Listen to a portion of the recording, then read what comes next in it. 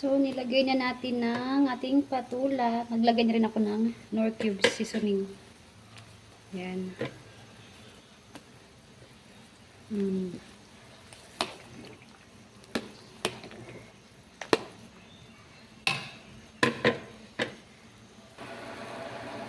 Ayan, kumukulo na siya at maglagay tayo ng patis. Ayan.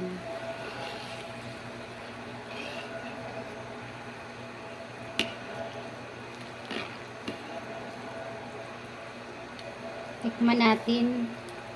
Malasa na ba? Kulang tayo sa seasoning at saka asin. Saglit lang.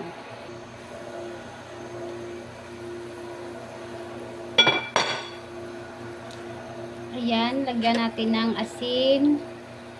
Asin, seasoning at may bitchin din akong nilagay, no? Pagod lang yung bitchin.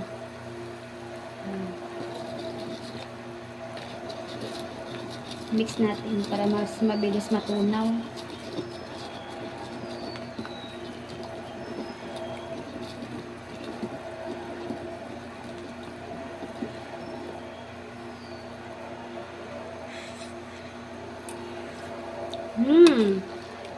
Sarap.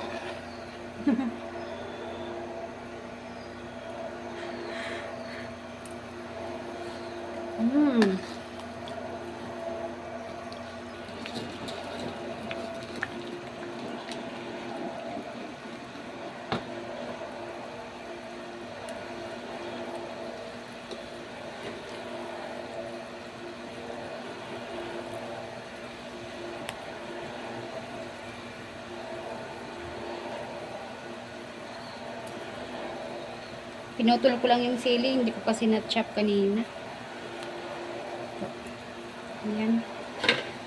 Para medyo maanghang yung sabaw. Tapos nakalimutan ko nung mag-ano ako sa mata ko. Diba?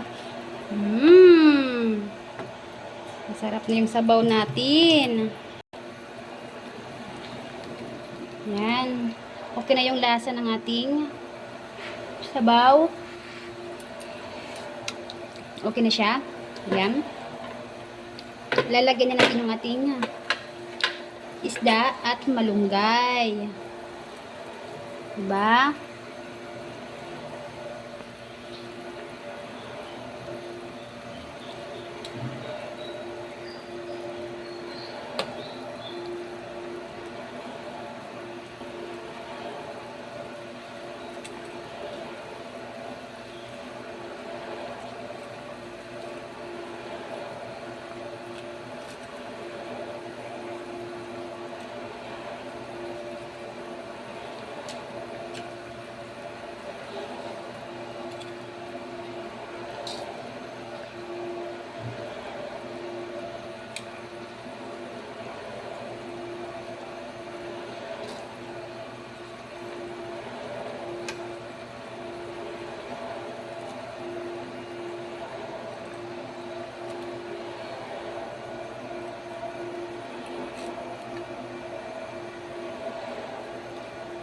Ayan, lagay na natin yung ating isdang prito.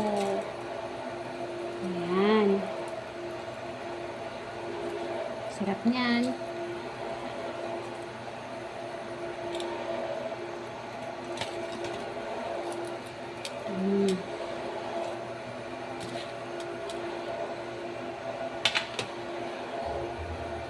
Bago lagay natin yung ating malunggay.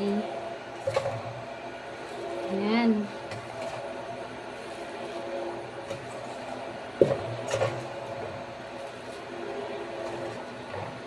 So, yan lang guys. Patapos na ang ating pagluluto. No? Yan na yan.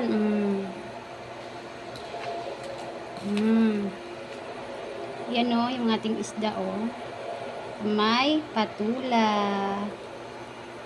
Diba? Ang sarap.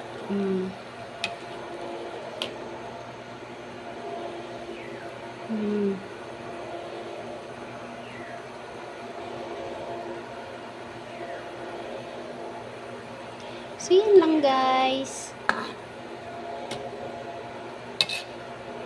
may sili pa, di ba?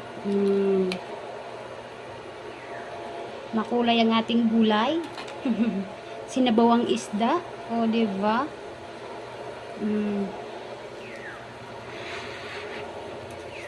Wow.